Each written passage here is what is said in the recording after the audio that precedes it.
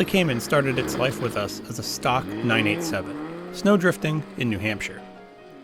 From there, the team put in extensive work, designing and fabricating a strong chassis.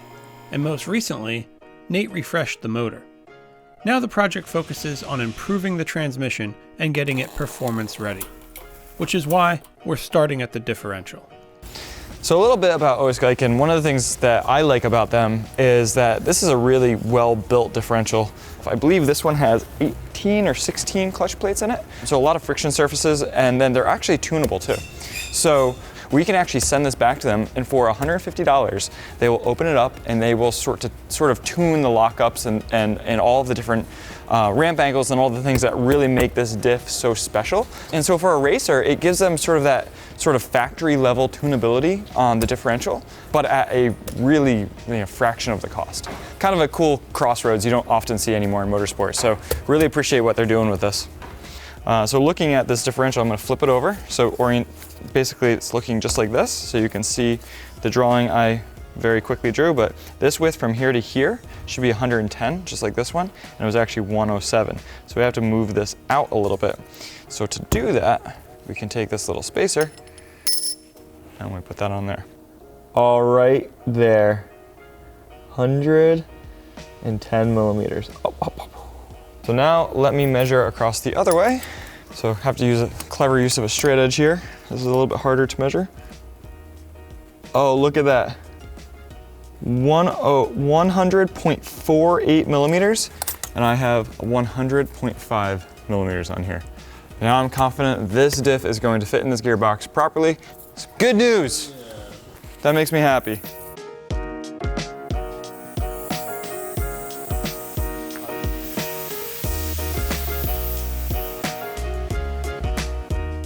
So the fun thing about pressing bearings is finding something in your shop or garage that will press those bearings.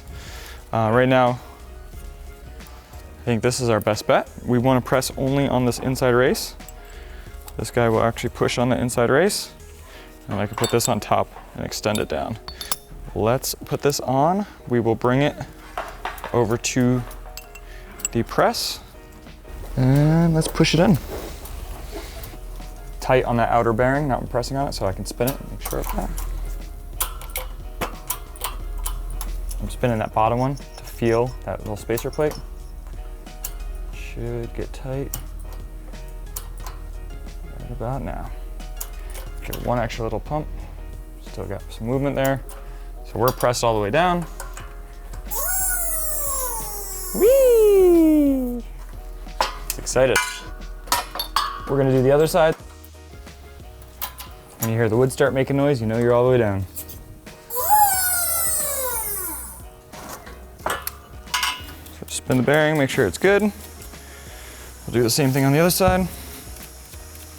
Good. Okay, so the last thing we got to do here before installing is we're going to Loctite all of these bolts, torque them down. So let's jump into that.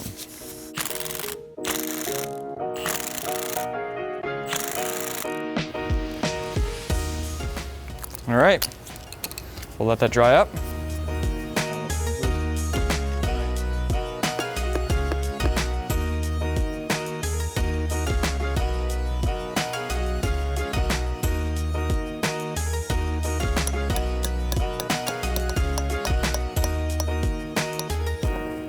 All right, so we have our plate ready. Now I'm gonna wipe out the bearing race that we're reusing on the inside. Because we're reusing that inside bearing. Get that cleaned up, and then what I'm going to do is I'm going to send this seal through and then replace it as well before I actually put the diff in. It's a lot easier to do it now. All right, moment of truth. Seal's in. Let me wipe down the inside real quick. Ring gear is good. So really the goal here is to insert this without it banging up against too many things on the way in. I think I have it. I'm not sure. Well, we're in. So turning the gear right now, which is turning the input shaft. And I'm feeling how the friction, how much resistance this input shaft has to me turning it right now, while I'm pushing some force on the bearing but also making sure that the ring gear is moving smoothly. And what I'm gonna do is when I bolt this plate back on, that's gonna actually pinch the two bearings together, I'm gonna do the same thing. And you shouldn't feel a significant amount more friction. If you do start to feel more friction, obviously your bearings may be off a little bit and it might be pushing that ring gear in too hard against that pinion gear. All right, so just putting the plate on, give it a couple taps with the back of my hand, make sure it slides in. Make sure that bearing heats up. I'm looking through the axle port there. There we go.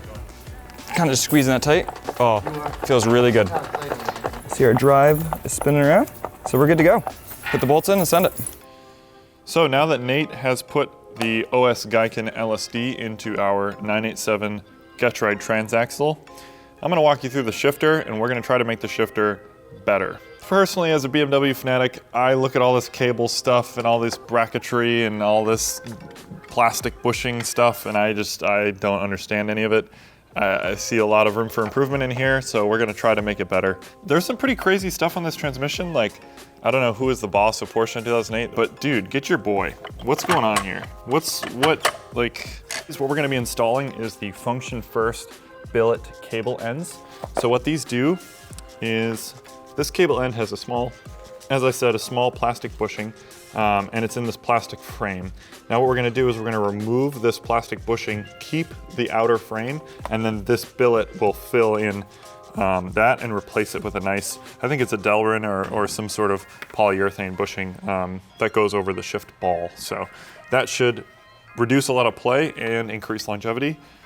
Grab a hold of this little ear and you push up, and then the cable pops right out. And now the shifter isn't connected to anything. Now theoretically you could actually swap out your cables to a new shifter. It should pop out, there it goes. So yeah, you just squeeze that plastic together right there, and that's it. And now the cables are removed. So now you could, if you were just upgrading your shifter, you could literally just undo that in the car, not even touch the ends, and now you're good to upgrade your shifter.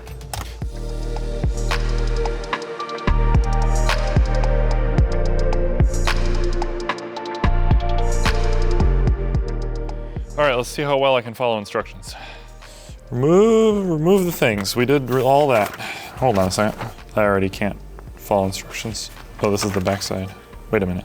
Free from the trans. Okay, so step one, so we're just gonna cut the side of this off so we can slip the whole assembly through.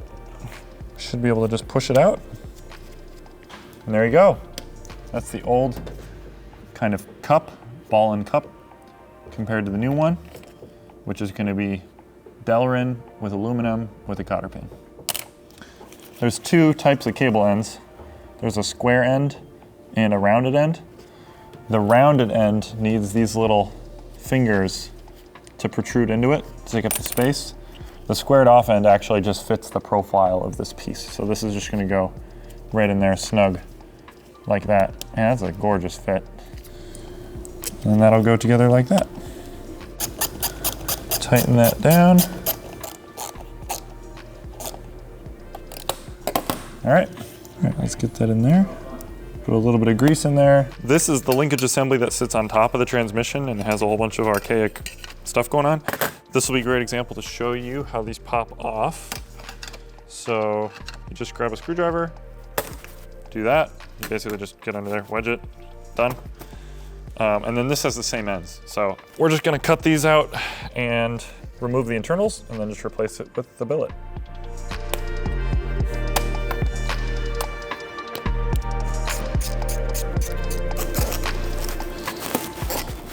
There's one. Just gotta make sure to do the other one in the same orientation.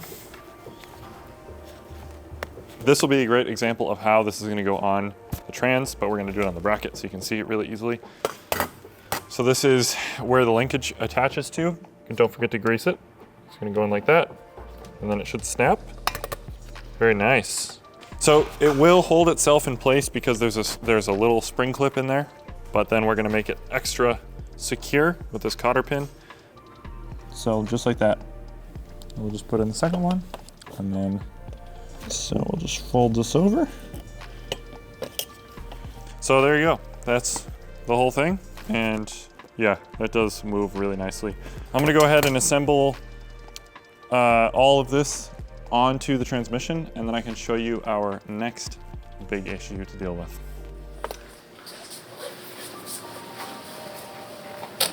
Let's push this. This linkage here connects to where this cable would be on this side, and that's your shifter moving that back and forth, and then this is move forward and back. The biggest issue I have just looking at this is this play right here. This is sort of ridiculous. That's just not acceptable. I mean, this is how much throw it takes to change gear, and this is how much throw there is in just play. That's like what, 2/3 of a gear basically in movement.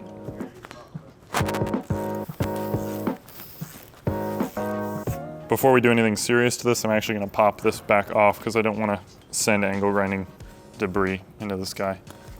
There's a bolt, but it's swaged on. So does this whole thing come off?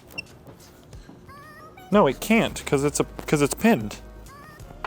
It could never come off. All right, I'm cutting the pins. Now we should be able to pull this off, in theory. And there it is. Oh, wow. So with everything off, this is a bit more complicated than I thought it was gonna be. There's kind of a multi-plate thing going on here. So we have this rubber bushing, which has these two little nubs on it, and it goes like this. Then the plate goes in.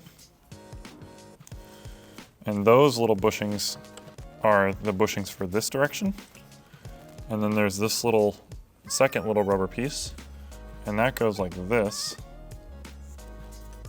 And those are the bushings for that direction. It's kind of a ridiculous little part assembly for something that I really don't think needs to be bushed. Yeah, I think it's supposed to just be basically even on this shape. I cleaned this up. There was a bunch of rust up here actually. You can kind of still see it on there. So I just cleaned the top of this up and then clean these three corners off. And then we're gonna go ahead and weld it in place. I'm assuming the way they intended it to be is symmetrically centered like that. So I'm just gonna hold it there and give a tack.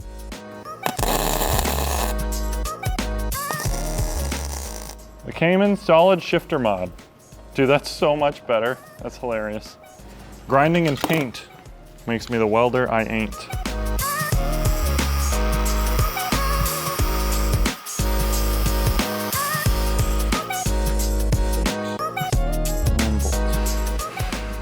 Realistically, I don't actually think you need this nut and plate, but we're gonna be safe about it and just put it back on.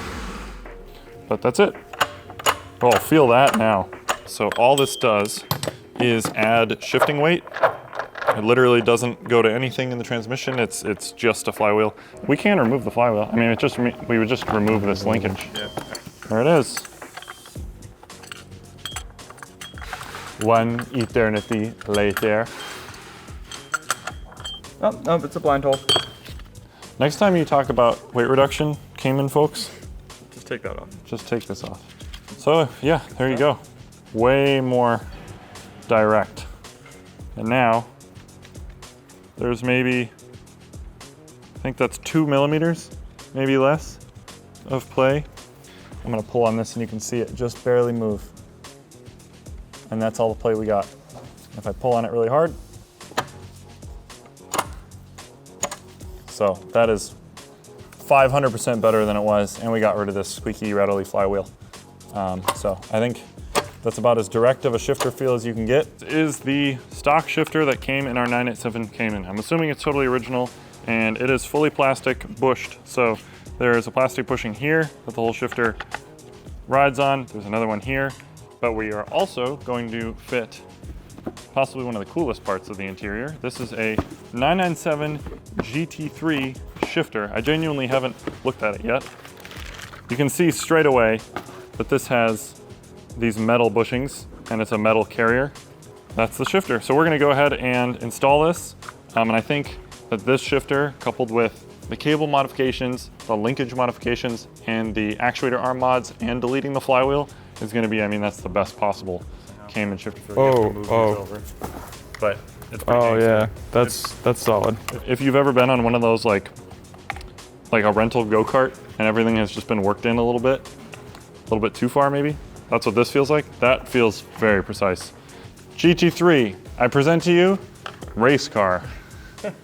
And that concludes basically everything to do with the shifter. Now it's just a matter of getting the trans and engine mated together and getting the engine back in the car.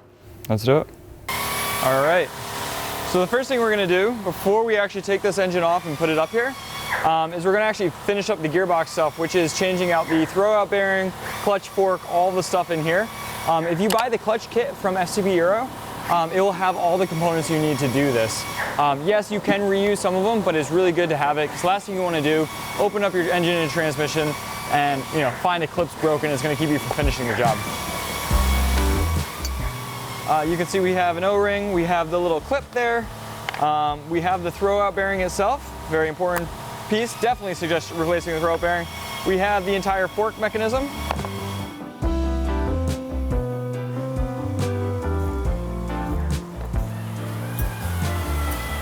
All right, out with the old, in with the new. Now, what I'm gonna do is I'm gonna slide the entire assembly out.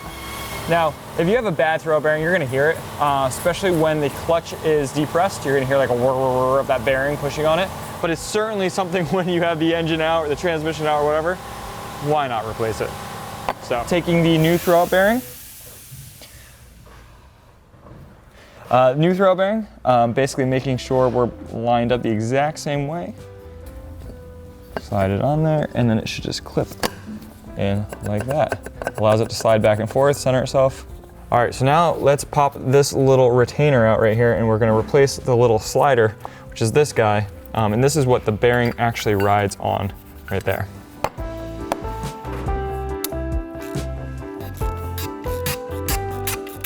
Ducks in there.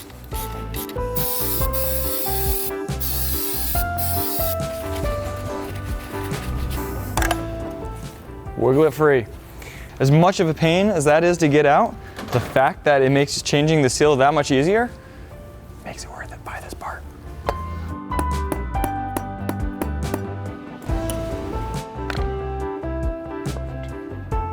It's also a good time to check that pinion bearing. That looks really good.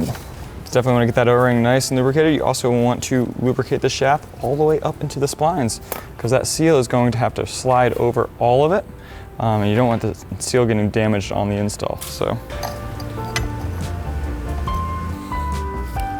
that's a very positive, nice install. That's great. A little blue on there.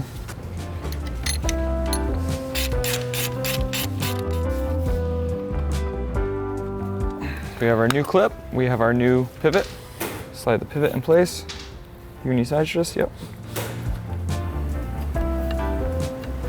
Look at that, so nice. And then we're gonna lock it all in place with this little guy. Look at that, there's a little shoulder that hits the casting there, it holds it straight.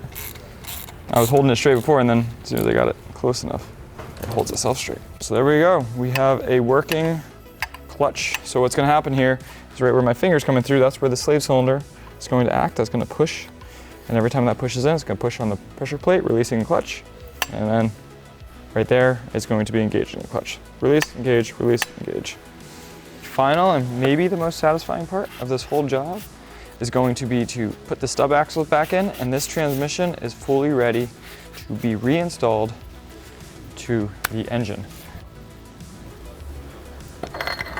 All right. Make sure we have engagement with these splines. I like to install one axle first, because you can actually, if you look through that hole on the other side, you can actually see me through there, see it? And if there's an issue with the snap ring, you really want to make sure one axle goes in well, because if there's an issue with the snap ring, especially with the new diff internals that are in there, that's the OS Giken unit, if it gets stuck or something, you're going to want to be able to get a rod down inside this side to push it out, because you're not probably going to be able to pull it out. So I always typically set one first, make sure everything looks good, look through the hole, and then I commit with the other one. Right there, that was the pop.